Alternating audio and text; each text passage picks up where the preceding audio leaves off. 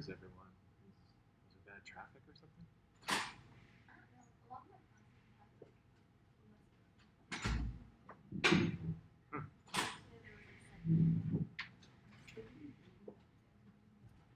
And there's no men in here. There's 7 women, besides myself, I should say. Scare away all the men.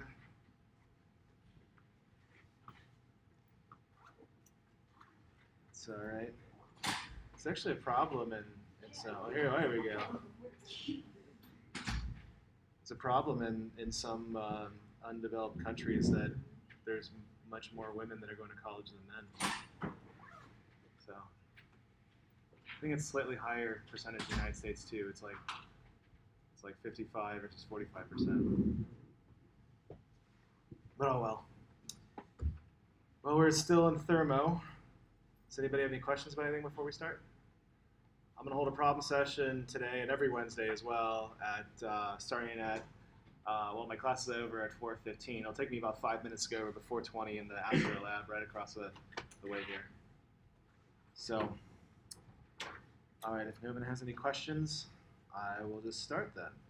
So a liquefied petroleum gas tank in a home barbecue contains, or is it propane maybe? Liquid propane gas tank in a home barbecue contains 13.2 kilograms of propane.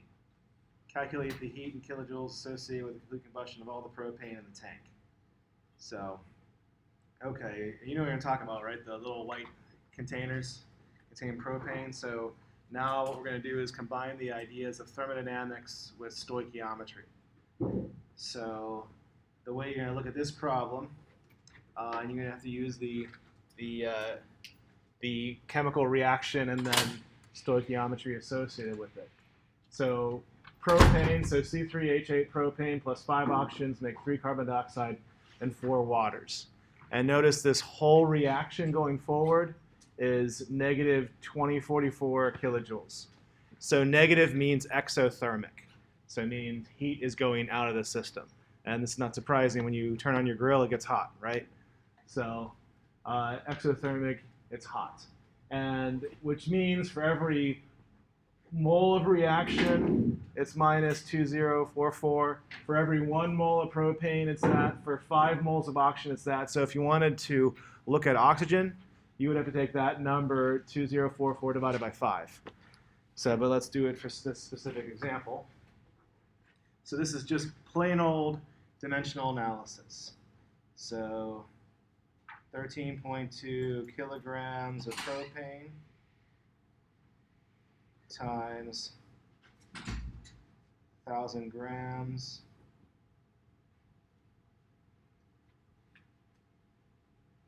and just like the other stuff, we're switching to moles.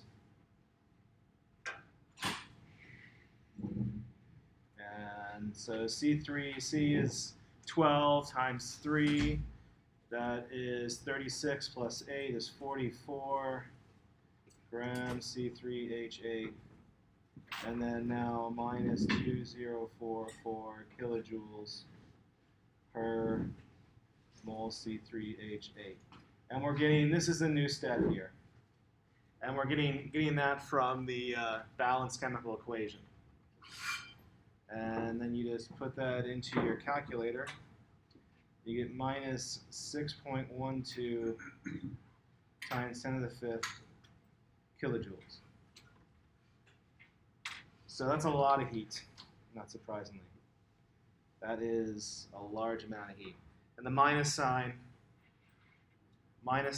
indicates that it's leaving the system. And the system in this case is the chemical reaction. So chemical reaction of the system. So again, for this one, stoichiometry, just plain old dimensional analysis, as you've seen before. And you can probably get through almost this entire course by doing dimensional analysis. But to start off with what we have with mass of propane, and then we work our way over. So remember, think moles. Always think moles, convert to moles, and then now we have the moles. We can look at the chemical reaction and get the ratio, and now we get the energy that way from that. Questions with this one? Okay, so measuring delta H. I forget, I think you have a lab like this, if I'm not mistaken.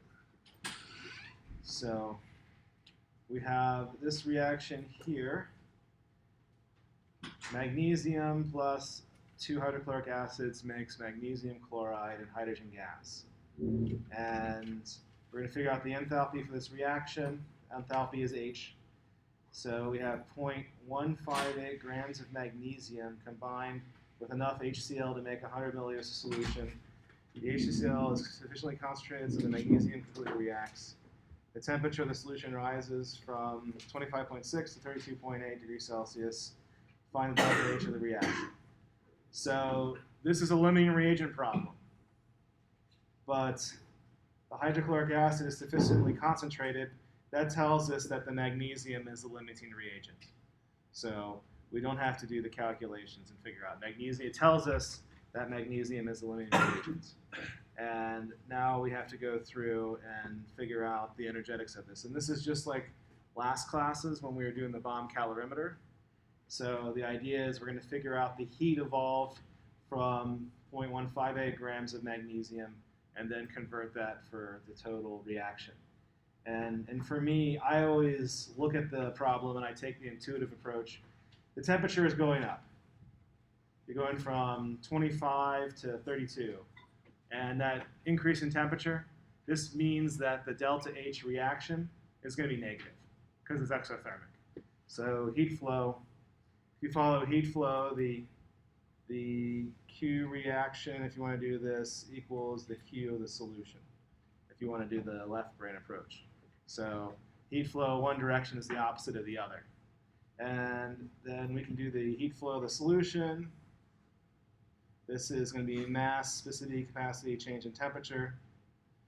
And so mass, we have 100 milliliters times 1 gram per milliliter density. Specific heat capacity, 4.18 joules per gram degree Celsius. Delta T, final minus initial, 32.8.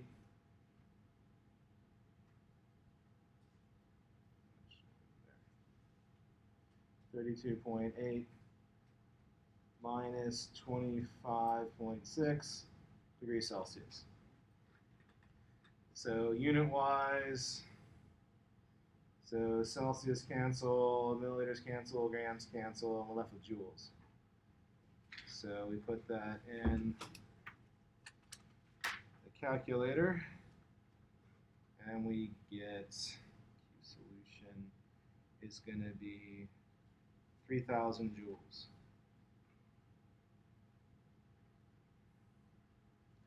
So 3,000 joules. And it's also positive, so because temperature is going up, that's the positive direction. So that means the Q reaction, this is minus 3,000 joules. And so we have minus 3,000 joules per 0.158 grams of magnesium. So this is just the ratio. Taking the energy flow, and then we're dividing by how much stuff we had. And then mole of magnesium, and what is the molecular weight? It's 24.5, I think. 24.31. So I'm just getting that number from the periodic table. And then, actually no, I guess I have this backwards, sorry. About dimensional analysis.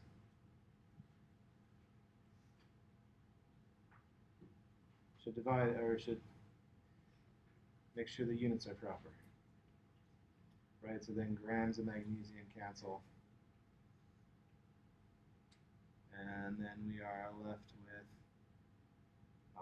minus 4.6 times 10 to the 5 joules per mole, or oftentimes it's written in kilojoules.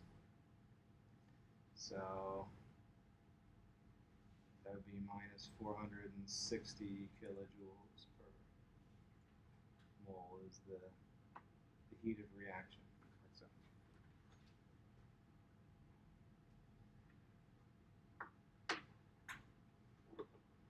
Okay.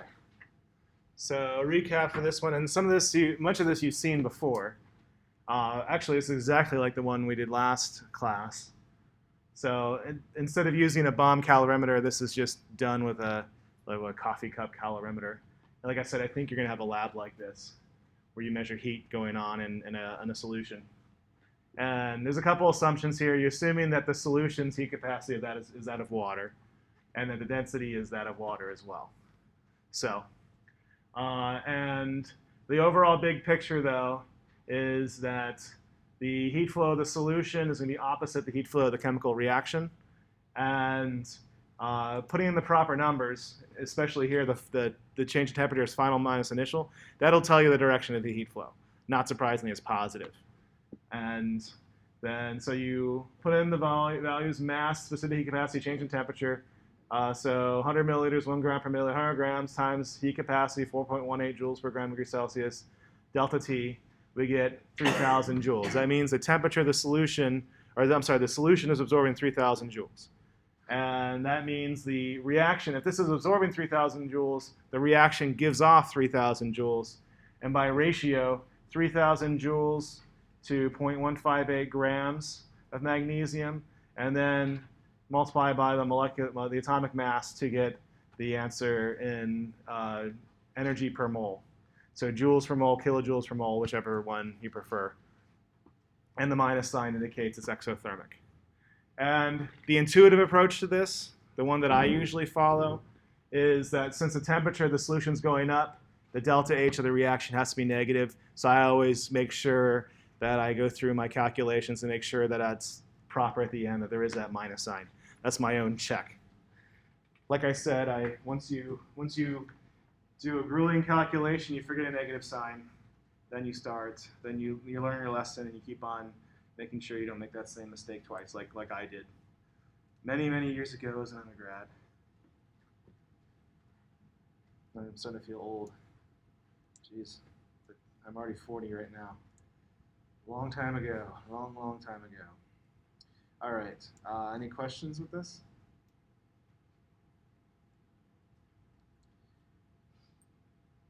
Okay, relationships involving enthalpy.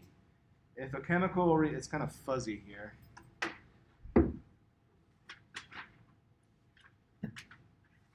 I'll take a better picture of it. Okay. I think I'll do that. I know some people get bugged by if these are fuzzy.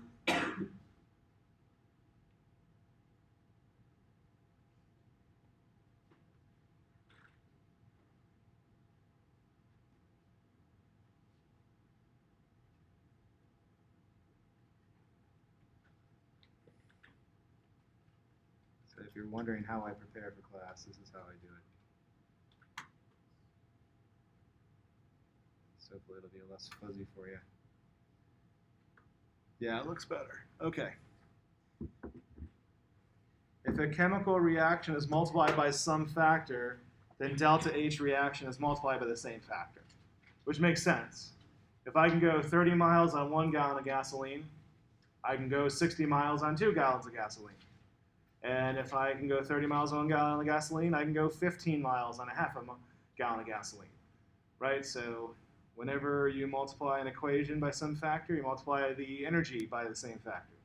Makes sense. If a chemical equation is reversed, delta H changes sign. Makes sense.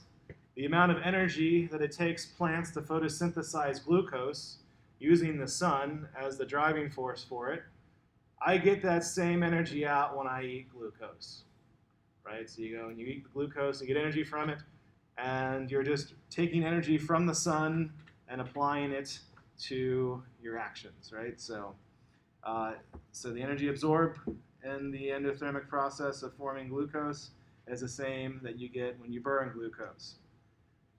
And then the last step here, if a chemical equation can be expressed as a sum of series of steps, then the enthalpy for the reaction is the sum of the heats of reaction for each step. and this is known as Hess's law.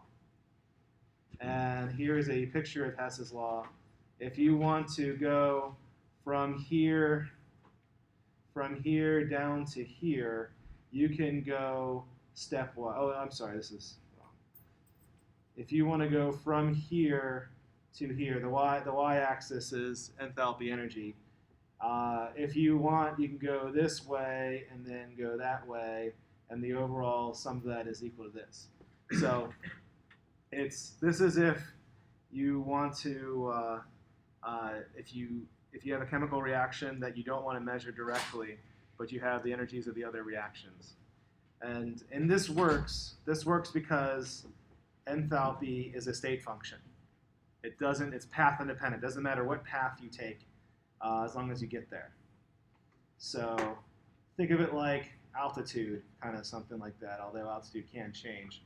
So let's say I want to measure the altitude at Krispy Kreme. Well, I can go straight here along, whatever, Kahamanu, and take a left where Kmart used to be. Or I can go up through Wailuku, go around, and come up, whatever that road is, 550 or so, 350. Anyways, I can go the back way, and it can be a roundabout way. But as long as I'm measuring my altitude change each and every step, I should get the right answer. So same thing with delta H. So let's do this, Hess's law. So find the heat of reaction for the heat of formation of propane.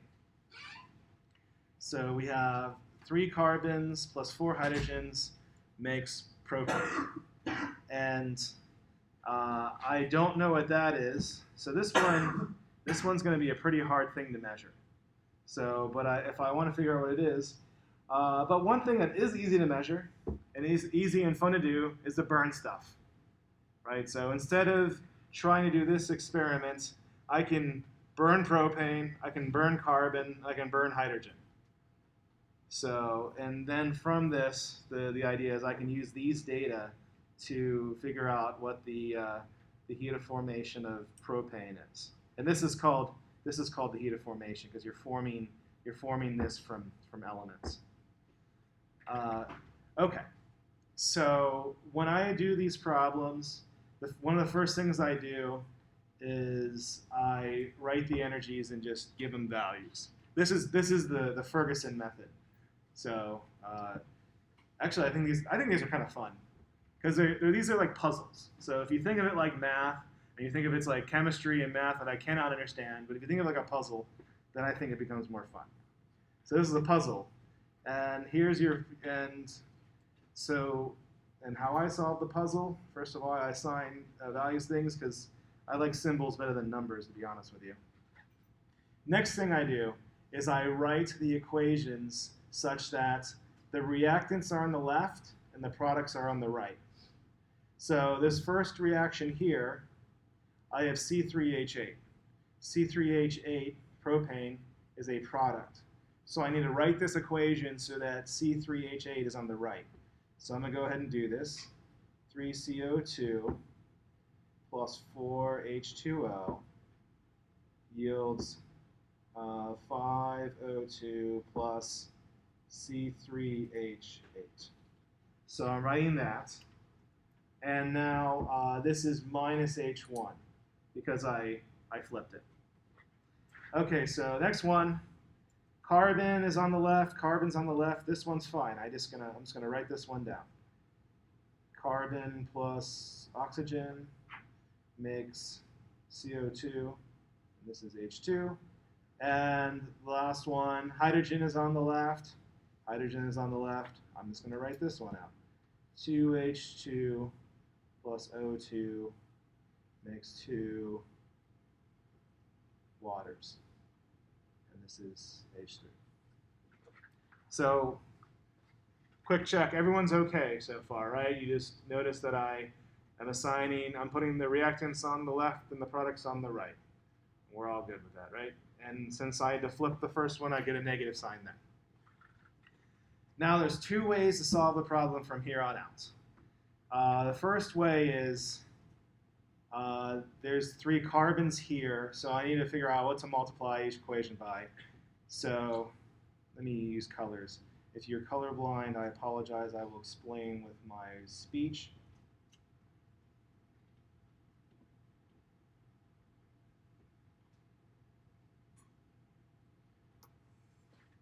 Okay, so in yellow, I've highlighted C3H8. In the equation, there's 1, and in the, the top equation, there's 1, and the bottom equation, there's 1. I don't have to multiply it by any number. Now, for the carbon in the red, in the top equation, there's 3. In the bottom of the equation, there's 1. And because of that, I need to multiply this by 3 because of that. So I'm multiplying by 3, and I'm doing this in red, like so. And then the bottom equation, I have hydrogen. I'm going to change colors to, I'll do orange. So there's 4 hydrogens and 2 hydrogens. So I'm going to multiply this equation by 2 to get 4 hydrogens, 2 oxygens, 4 waters, and then 2 H3s. Now the next thing I do, I add these 3 together. And notice a couple of things. So the 3 CO2s cancel. The 4 H2Os cancel because they're on opposite sides of the arrows. And 3 plus 2 is 5 O2s. And we have 5 O2s here. And these also cancel. And we're left with 3 carbons plus 4 hydrogens makes C3H8, which is what we want. And the enthalpies are minus H1 plus 3H2 plus 2H3, like so. And then you put in the numbers. So minus a minus 2043 plus 3 times minus 393.5 plus 2 times minus 483.6. You sum them together, and you get minus 105 kilojoules, like so. Okay, so that's method 1. Method 2, I should have copied this before.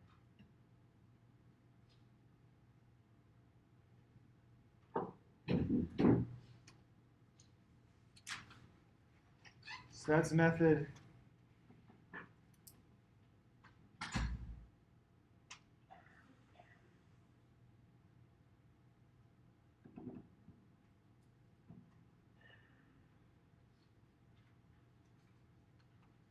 method number 1.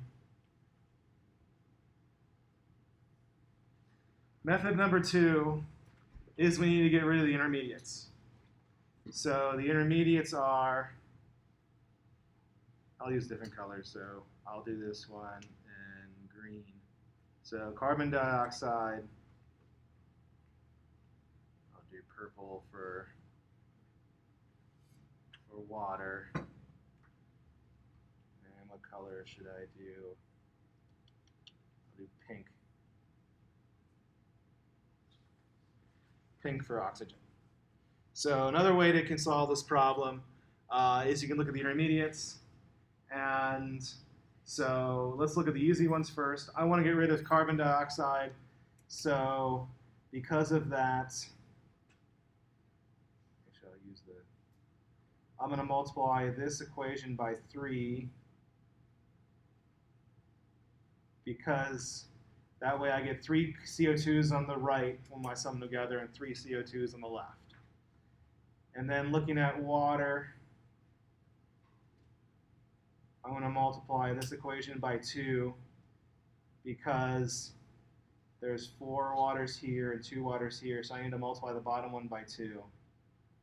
So that becomes 4, 2, 4, and this is 2 and 3. Which, of course, and then the oxygens you can see fit into play already. And that's, of course, the same thing that we did looking at the reactants.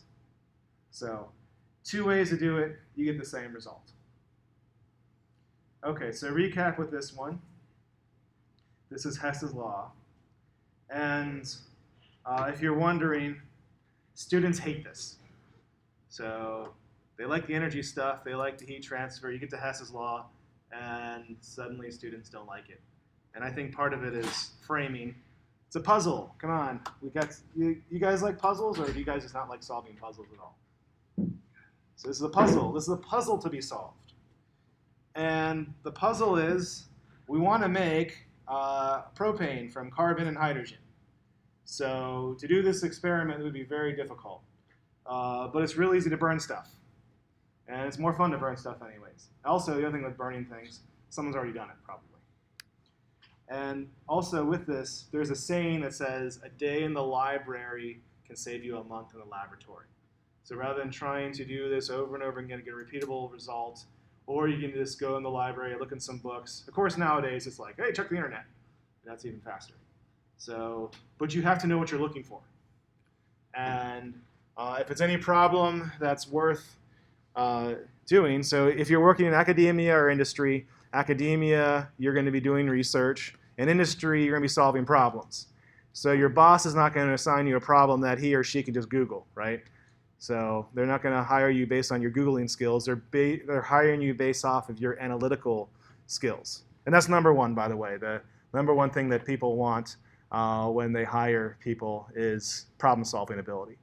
It's problem-solving ability, basic research, basic reading skills and writing skills, and basic math skills.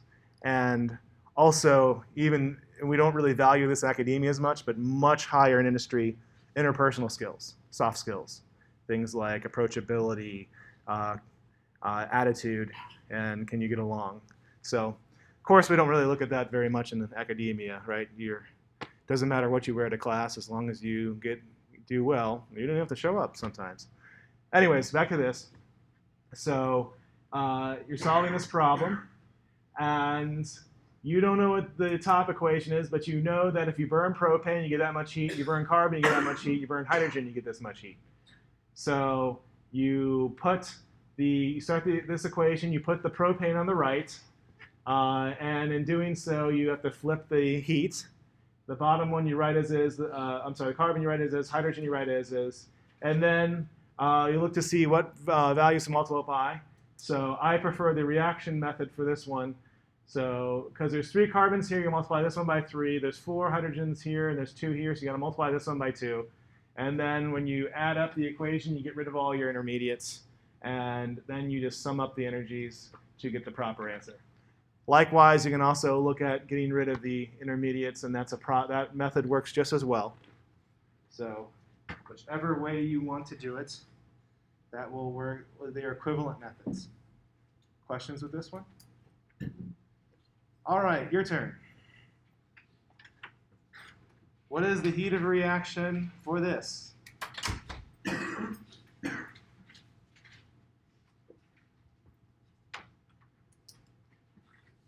So I'm going to highlight this. That's the one we want. N2O plus NO2 makes 3NO. And we have these 3 enthalpies.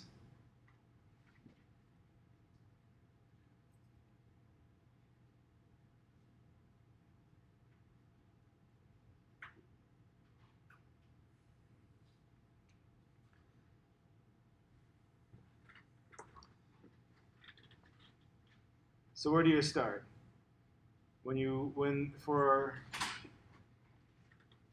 For these reactions boxed in, make sure that the reactants are on the left and the products are on the right. That is where you start. And then you got to figure out what to multiply things by.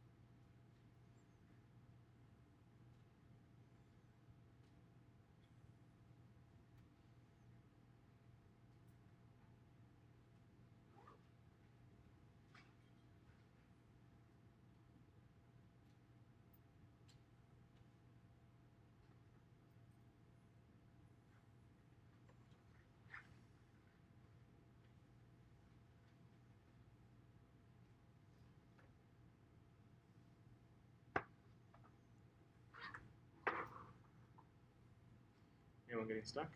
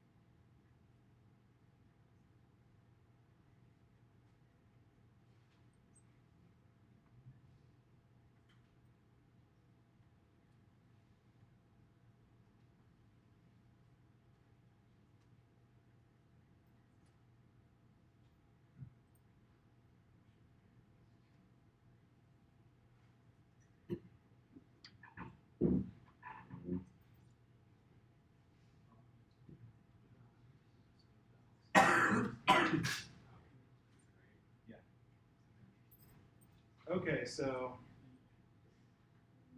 question and clarification. I guess I should have tried it this way, writing it out. So if I've been doing lots of canceling. This is what I mean by canceling.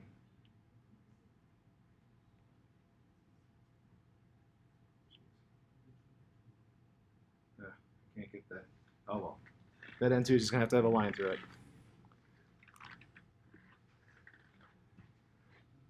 So these three equations, 2NO2 plus 2 goes to 2NO and plus oxygen. 2 nitrogens plus 2 oxygens makes 4NO. 2N2O makes 2 nitrogens plus oxygen.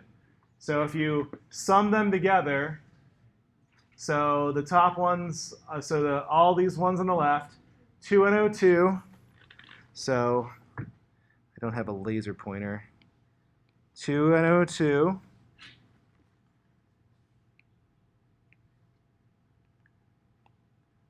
That one there.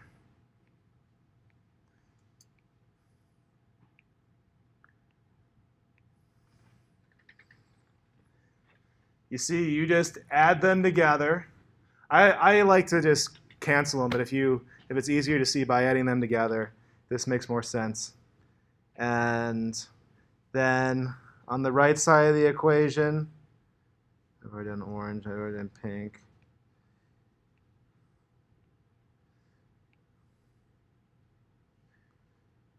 Okay, I'm running out of colors.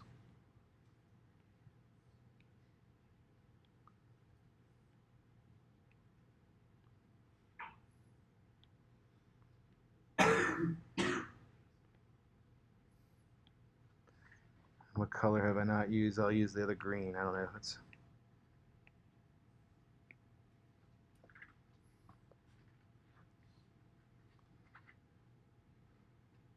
So right, I've just taken all the reactants and put them on one line, all the products and put it on this side here. And notice then for the products, the NOs,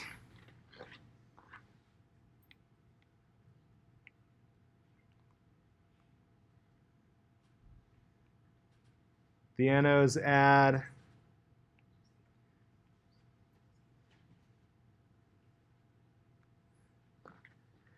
and the O2s add.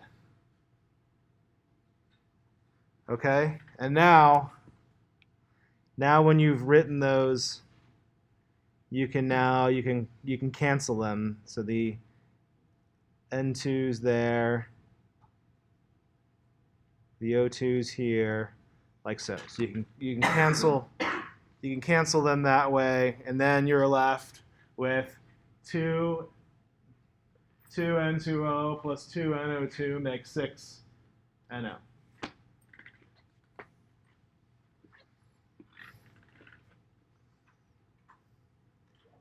And then the trick here is you got to divide it by 2, because the equation you want is N2O plus NO2 makes 3 NOs, and now you have 2 NO2s and 2 N2Os making 6 NOs.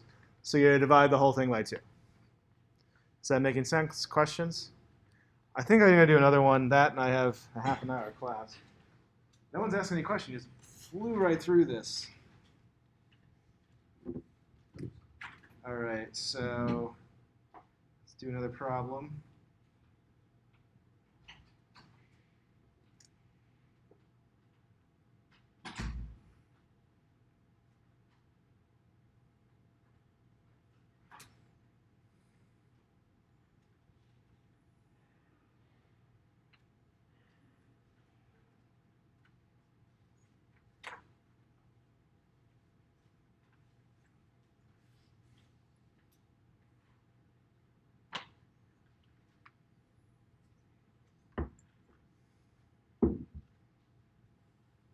Try this one. What is the delta H reaction for this reaction? It's very similar to the other one we did. 5 carbons plus 6 hydrogens makes pentane. Use these equations, the combustion of pentane, the combustion of carbon, and the combustion of hydrogen.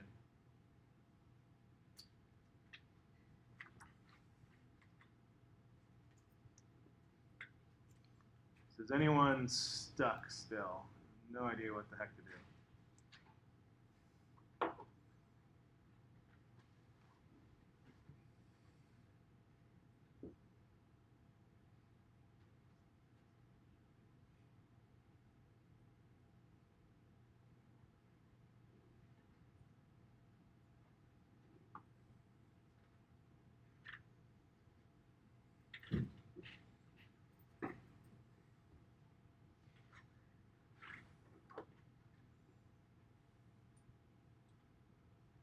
So the first equation, pentane C5H12, is it on the left or on the right? Which side should it be on?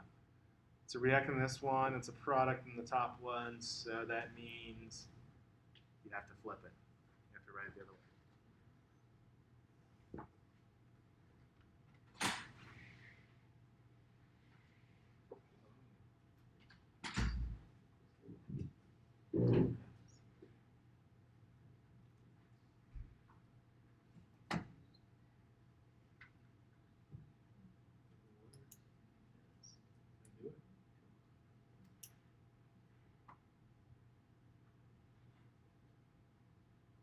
Oh, I see what you did. I thought you did it by half. Yeah, maybe. Oh, then you have to actually you got to go to the full hole. That makes sense. Yeah, that works.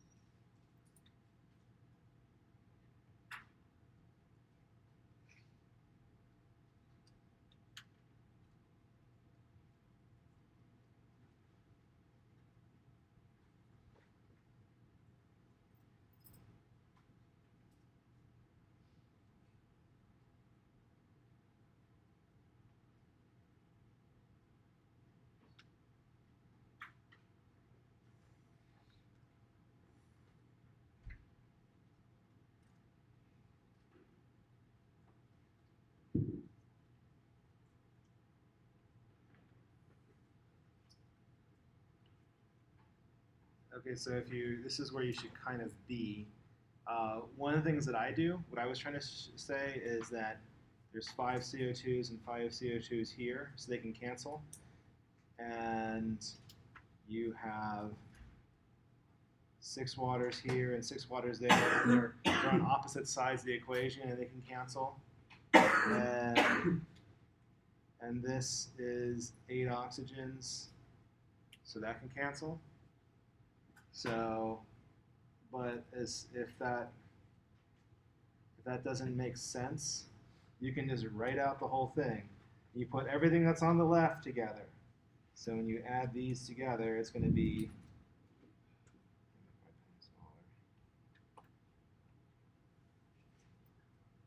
5 CO2 plus 6 H2O plus 5 carbon plus 5 oxygen plus 6 hydrogen plus 3 oxygen. And you can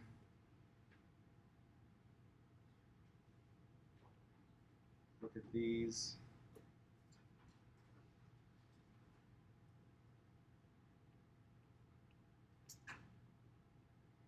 And instead just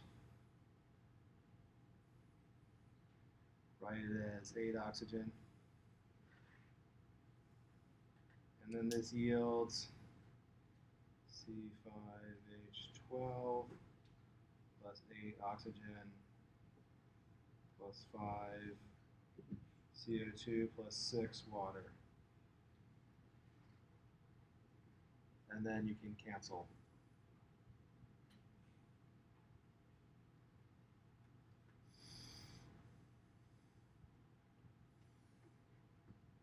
You're left with 5C plus 6 H2 makes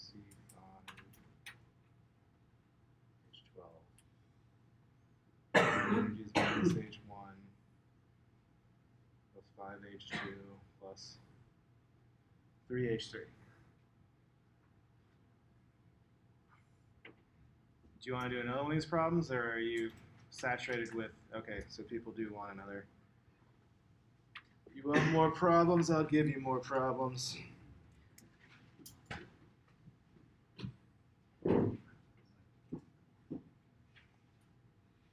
This one looks a little harder though.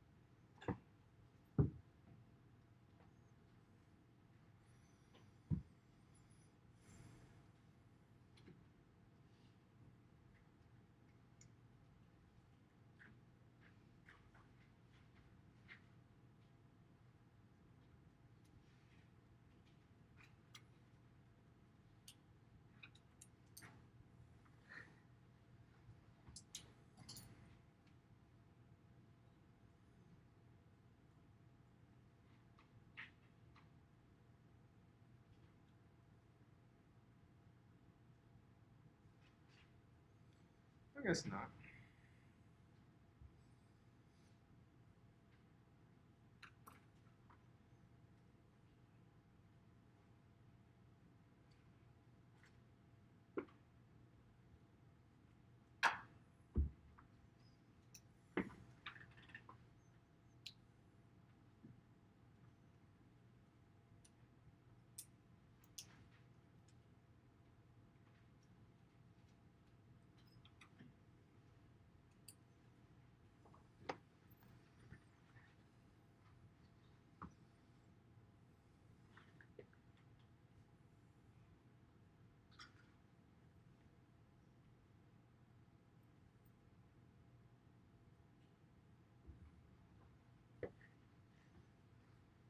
There's the answer.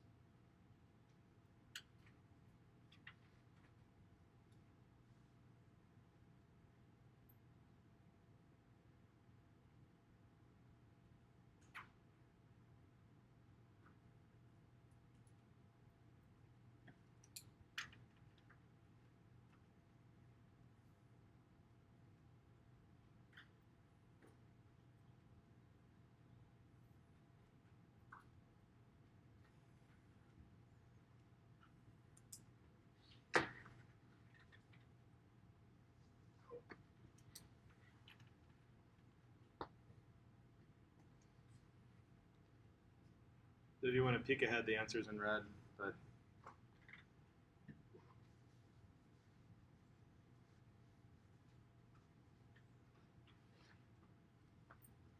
anyone need help?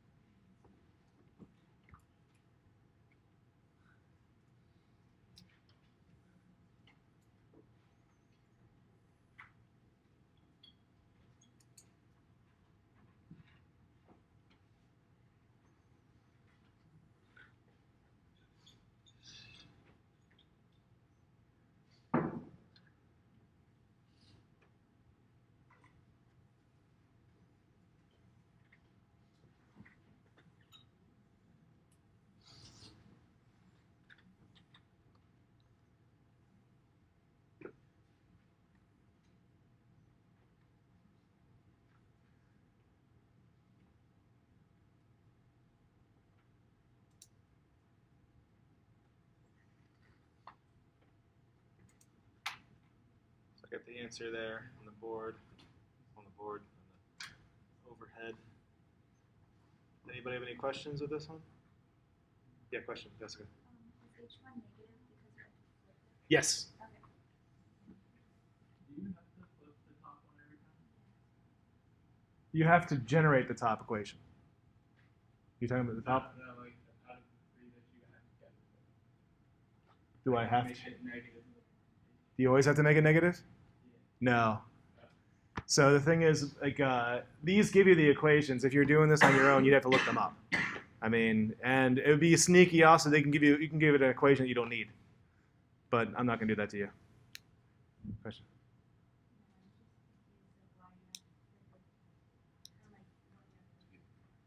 Okay, so if you, let's zoom in on this equation. So you're looking at this equation.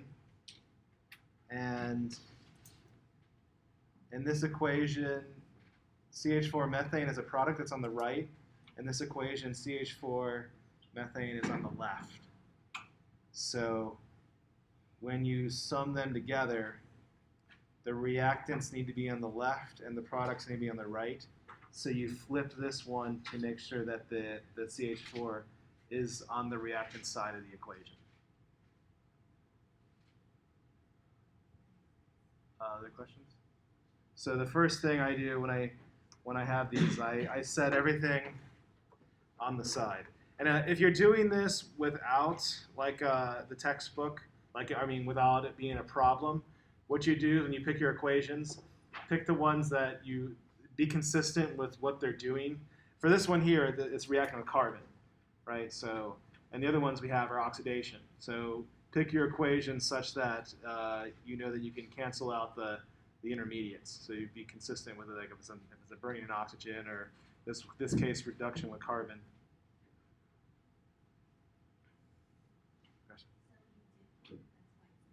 Yes, when you flip it, it's negative.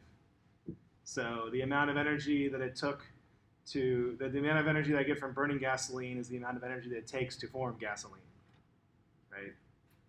Or the energy that I get from burning glucose is the same amount of energy that plants had to put in it to form the glucose. Other questions? I have time. I'll have you guys watch me do a problem. And do you prefer one that involves titanium and iodine, or do you prefer one that makes a pork roast? Pork roast. Oh, time for food. Okay.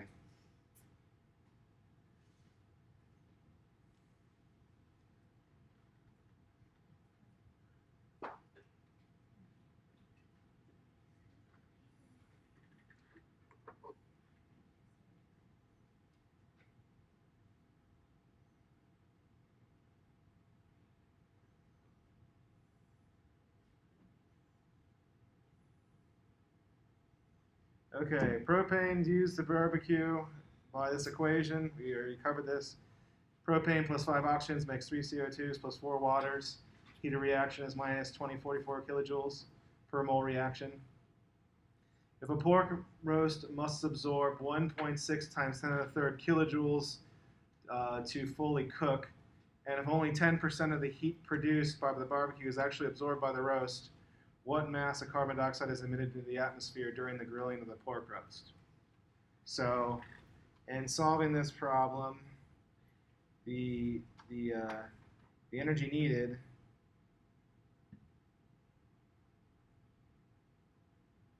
it's going to be 1.6 times 10 to the third divided by 10%, because if only 10% is absorbed, we need to divide by that number, and the energy needed is going to be 1.6 times 10 to the fourth joules, or it's kilojoules, sorry.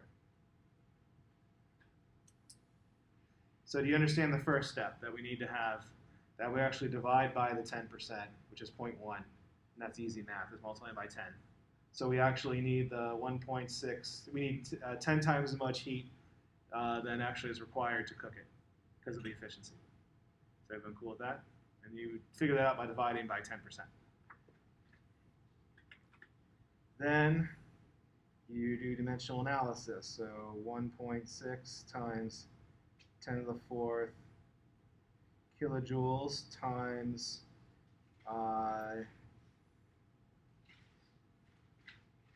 the mole reaction all over 2044 kilojoules times 3 mole CO2 per mole reaction times its mass, 44 grams CO2 per mole CO2.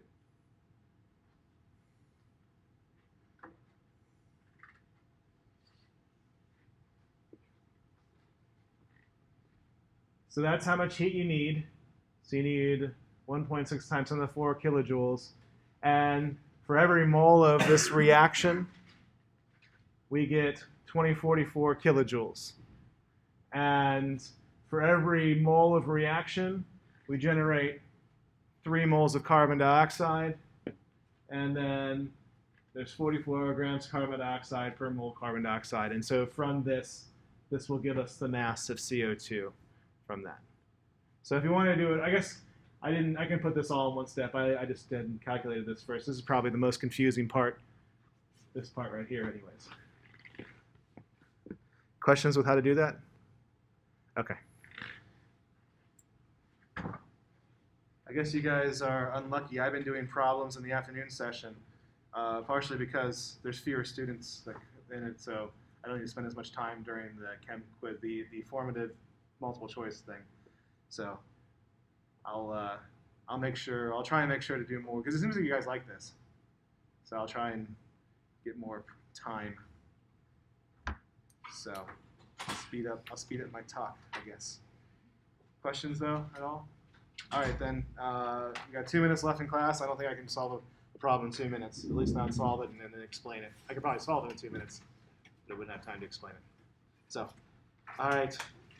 I guess I'll see you guys. If you come later on today, I'll see you then. If not, I'll see you on Monday. Yeah, there's no holiday on Monday. We got Veterans Day coming up, but that's in November.